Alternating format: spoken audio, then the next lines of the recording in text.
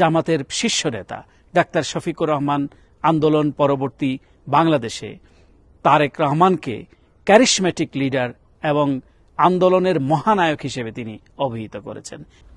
সুপ্রিয় বন্ধুরা, আপনাদেরকে স্বাগত জানাচ্ছি মেক্সিকো সিটি থেকে। সঙ্গত কারণেই আমার অবস্থান এখন মেক্সিকোতে। আর কিছু সময় পরে, আর কয়েক ঘন্টা পরে অথবা একদিনও যদি বলি পরে, আপনারা এক ঐতিহাসিক ঘটনার সাক্ষী হতে চলেছেন। এক মহেন্দ্রক্ষণ আপনারা প্রত্যক্ষ করবেন সশরীরে, যারা বাংলাদেশের সীমারেখায় অবস্থান করছেন।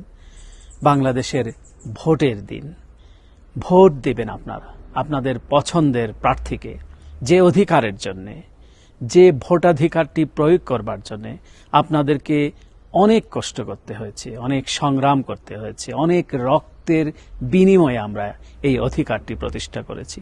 মাত্র কয়েক সপ্তাহের ভেতরে 1400 তাজা প্রাণ ঝরে গিয়েছে। অসংখ্য মানুষের রক্তের বিনিময়ে, ত্যাগের বিনিময়ে, গুম খুনের ভেতর দিয়ে, জেল জুলুম হুলিয়ার মধ্য দিয়ে আজকের এই দিনটি আমাদের সামনে সমাগত 12ই ফেব্রুয়ারি। এদিন আপনারা আপনাদের প্রতিনিধিকে নির্বাচন করবেন। স্বাভাবিকভাবেই এই দিনটি যখন সামনে আসছে, আমি অনেকটা স্মৃতিকাতর হয়ে পড়েছি এই দিনটিকে আলিঙ্গন করবার জন্য, এই দিনটি প্রাপ্তির প্রত্যাশায়। আপনাদের মতো আমিও আপনাদের সতীর্থ ছিলাম। ঘুরে বেরিয়েছি, যেখানে যাবার সেখানে গিয়েছি।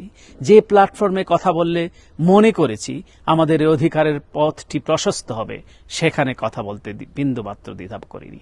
একসময় আমার বাংলাদেশের সেই সবুজ পাসপোর্টটিও হারাতে হয়। জাতিসংঘের ট্রাভেল ডকুমেন্ট নিয়ে ঘুরে বেরিয়েছি, কখনো ব্রিটিশ হাউস অব কমন্সের পোর্ট কিউলিস সেন্টারে, কখনো অক্সফোর্ড ইউনিভার্সিটির লেডি মার্গারেট হলে, কখনো জাতিসংঘে, কখনো স্টেট ডিপার্টমেন্টে, কখনো হার্ভার্ড ইউনিভার্সিটির কেনেডি সেন্টারে, কখনো থিঙ্ক ট্যাঙ্কদের সাথে, কখনো পলিসি মেকার্সদের সাথে, কখনো বাংলা ভাষাভাষী প্রবাসীদের মিছিলে, কখনো স্লোগানে, কখনো প্রটেস্টে, কখনো ব্রিফিং রুমে। এভাবে করে দিন চলে গিয়েছে আমাদের। এবং একটা আশা ছিল, একটা বাসনা ছিল, একটা প্রত্যাশা ছিল, বাংলাদেশে নিশ্চয়ই টানেলের শেষে আলো দেখা যাবেই। এবং সেই আলোটি দেখা গিয়েছে, কিন্তু যে আলোটির সন্ধান আমরা পেয়েছি তা অনেক ত্যাগের বিনিময়, অনেক রক্তের বিনিময়। এখন আমাদের সামনে যে সমাগত দিনটি, সেটি হচ্ছে আপনাদের প্রতিনিধি নির্বাচনের দিন। এবং এই দিনটিকে আলিঙ্গন করবার জন্যে একটি নাম আমাকে স্মরণ করতে হয়, যিনি নিজের সম্পূর্ণ জীবনকে গণতন্ত্রের জন্যে, মানুষের ভোটাধিকারের জন্যে অকাতরে বিলিয়ে দিয়েছেন। এ কারণে আমি বলছি অকাতরে বিলিয়ে দিয়েছেন। তার এই দীর্ঘ জীবন, যে রাজনৈতিক জীবন, সেটি ছিল সংগ্রাম মুখর, এবং গণতন্ত্রের প্রশ্নে, ভোটাধিকারের প্রশ্নে বিন্দুমাত্র আপোষ করেননি, যার ফলে তার জীবনের শেষ দিনগুলো কারাগারে নিগৃহণের শিকার হতে হয়েছে। নীরবে নিভৃতে কেটেছে পরিবার পরিজনকে নিয়ে। বেগম খালেদা জিয়ার কথা বলছি। আজকে তিনি নেই। তিনি ওই ঐতিহাসিক মহেন্দ্রক্ষণের সাক্ষী হতে পারলেন না। সেদিন আমি ব্যক্তিগতভাবে খুবই আবেগতাড়িত।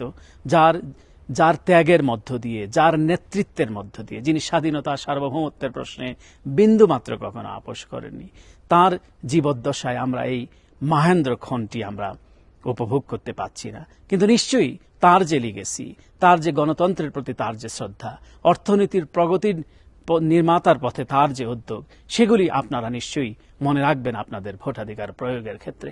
এবং বাংলাদেশে আমরা আর পেছনে ফিরে যেতে চাই না।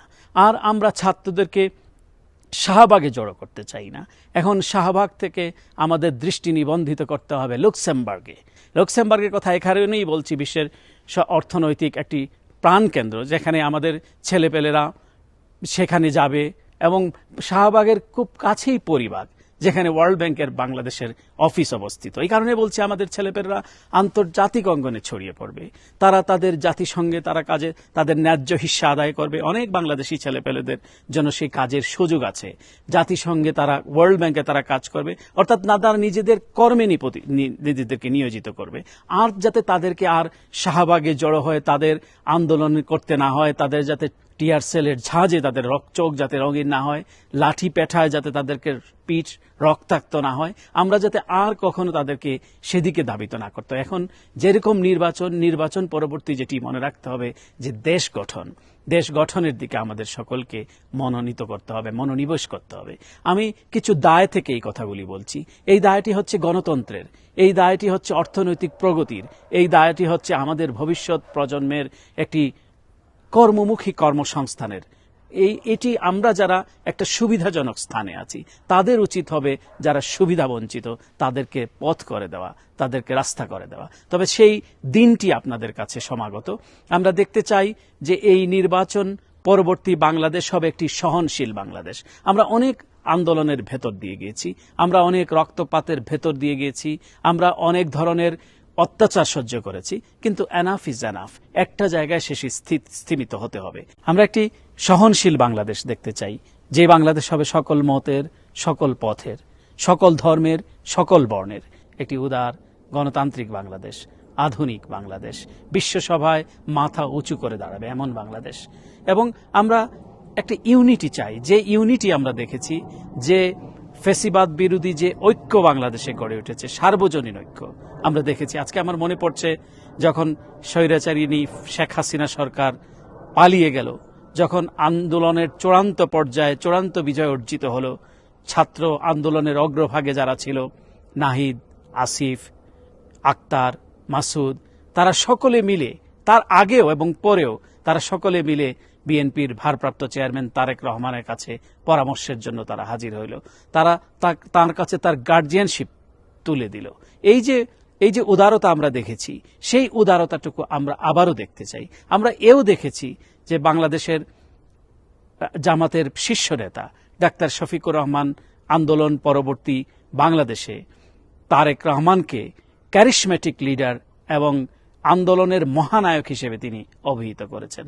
সেই সহনশীলতা, সেই ঔদার্যতা, সেই বিউটি আমরা বাংলাদেশে দেখতে চাই। আমাদের মধ্যে মত বিরোধ থাকবে, মত পার্থক্য থাকবে, এক প্রার্থীকে আরেক প্রার্থীকে ঘায়েল করবার জন্য যে ধরনের কথাবার্তা সেটিও থাকবে, সেটিও গণতন্ত্রের এক ধরনের বিউটি, শালীনতার ভেতর দিয়ে যতটুকু করা যায়। কিন্তু যাতে একটা এনিমিটি যাতে তৈরি না হয়, একটা শত্রুতার পূর্ণ অবস্থা যাতে তৈরি না হয়, এবং এই শত্রুতার বিষ বাষ্প যাতে কেউ ছড়িয়ে দিতে না পারে, সেদিকে আমাদের সজাগ থাকতে হবে। আমরা এই বাংলাদেশকে আমরা দেখতে চাই অর্থনৈতিকভাবে সমৃদ্ধ একটি বাংলাদেশ, একটি গণতান্ত্রিক বাংলাদেশ, একটি মুক্ত মত প্রকাশের একটি দৃষ্টান্তমূলক জায়গা হবে বাংলাদেশ। এবং বাংলাদেশের মানুষ তার ভোটাধিকার প্রয়োগ করবে। আমি আশা করছি 12ই ফেব্রুয়ারির যে ভোট, সেটি হবে গণতন্ত্রের পক্ষে, সেটি হবে স্বাধীনতা সার্বভৌমত্বের পক্ষে, সেটি হবে বাংলাদেশের মানুষের মুক্তির পক্ষে, অর্থনৈতিক মুক্তির পক্ষে।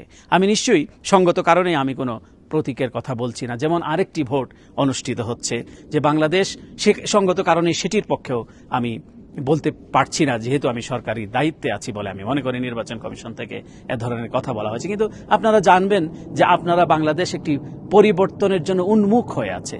যে ভোটাধিকারটি প্রয়োগ করলে পরে বাংলাদেশের রাজনীতি, সমাজ ব্যবস্থায়, রাষ্ট্র পরিচালনা একটা চেক অ্যান্ড ব্যালেন্স তৈরি হবে। একটা যে ভোটাধিকারের হাঁ এবং না, যে পন্থাটি বেছে নিলে পরে বাংলাদেশের মানুষের অংশগ্রহণ নিশ্চিত হবে, সার্বিকভাবে গণতন্ত্রের প্রথা এবং প্রতিষ্ঠান মজবুত হবে, সে পক্ষেই আপনারা অবস্থান নেবেন এবং দলীয়ভাবেও আপনারা সেই পক্ষেই থাকবেন, যেই পক্ষে নিশ্চয়ই আপনারা আপনাদের মনস্থির করে ফেলেছেন কাকে আপনারা ভোট দিবেন, যে সে ভোটটি যাতে বাংলাদেশের অর্থনীতির প্রগতির কথা বলে, সমৃদ্ধির কথা বলে, আর্থসামাজিক উন্নয়নের কথা বলে, সোশ্যাল সেফটিনেসের কথা বলে, হেলথের কথা বলে, আমাদের যে চিরায়ত সংস্কৃতি, সেই সংস্কৃতি লালনের কথা বলে, সেই বিষয়গুলো আপনারা নিশ্চয়ই নজরে রাখবেন এবং আপনাদের প্রতিনিধি আপনাদের ভোটেই নির্বাচিত হবে। আমি আমার সহকর্মীদের উদ্দেশ্যে বলতে চাই, সহকর্মী এ কারণে বললাম যারা রিটার্নিং অফিসারের দায়িত্ব পালন করছেন, যারা নির্বাচন পরিচালনার কাজে আছেন, এমন কোনো কাজ করা ঠিক হবে না যাতে এই প্রফেসর মোহাম্মদ ইউনূসের নেতৃত্বাধীন যে সরকার বাংলাদেশে নির্বাচন পরিচালনার দায়িত্ব গ্রহণ করেছে, তার উপরে যাতে আপনাদের কোনো কাজে দায় এসে যাতে না ঠেকে। আপনারা যাতে নির্ভয়ে, নির্বিঘ্নে এবং অত্যন্ত প্রফেশনালি নিরপেক্ষভাবে দায়িত্ব পালন করতে হবে।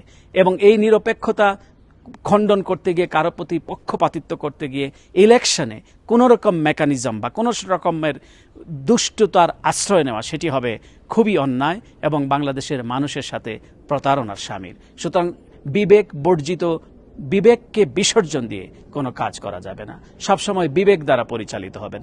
এখন এমন দিন বাংলাদেশে নাই যে আপনি কোন একটি দলের পক্ষে তার ব্যালট বাক্স তুলে দিলেন না, অথবা কোন একটা মেকানিজমে আপনি অংশ নিলেন না বলে আপনাকে শাস্তি পেতে হবে, সেই বাংলাদেশ এখন আর নাই।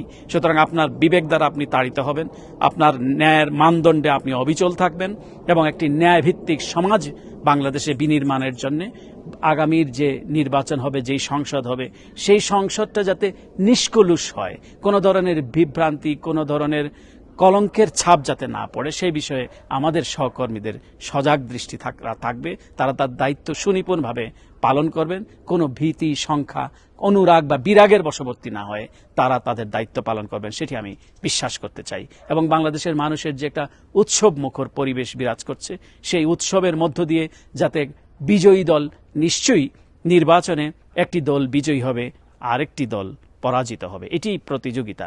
সুতরাং বিজয়ী যারা হবেন তাদের সেই মানসিকতা থাকতে হবে যে তারা বিজিতকে আলিঙ্গন করবেন, আর যারা বিজয়ী হতে পারবেন না তাদেরও এই মানসিকতা তৈরি করতে হবে যে নির্বাচনে হার জিত থাকবে। যে যারা হেরে গেলাম মানুষের ভোটে, তাদেরকেও মনে রাখতে হবে যে আমরা যাতে এই হারা থেকে, এই পরাজয় থেকে যাতে আমরা শিক্ষা গ্রহণ করি। সুতরাং আমি মনে করি যে বাস্তবতার কথা আমি আগে বলেছি, যে সেই বাংলাদেশের সেই পরিস্থিতি আমরা দেখেছি জুলাই পরবর্তী, এবং জুলাইয়ের আগেও আমরা দেখেছি যে একটা ইউনাইটেড প্ল্যাটফর্ম। সুতরাং আমরা আশা করছি বাংলাদেশের স্বাধীনতা, সার্বভৌমত্ব, অখণ্ডতা, স্বনির্ভরতা এইসবের এবং বাংলাদেশের অর্থনৈতিক প্রগতির জন্য, সমৃদ্ধির জন্য, উন্নয়নের জন্য আপনারা যথোপযুক্ত প্রতিনিধি নির্বাচন করবেন, এবং বাংলাদেশ হবে গণতান্ত্রিক বাংলাদেশ। তারুণ্যের প্রথম ভোট গণতন্ত্রের পক্ষে হোক। অশেষ ধন্যবাদ।